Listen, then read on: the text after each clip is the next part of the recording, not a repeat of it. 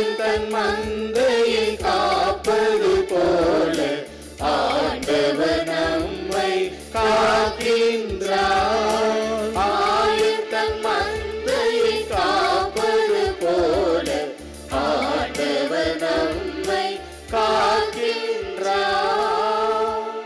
ஆண்டவரே, நீர் கூறிய வார்த்தைகள் வாழ்வு தரும் ஆவியை கொடுக்கின்றன, நிலை வாழ்வும் அளிக்கின்றன. ஆயன் தன் மந்தையை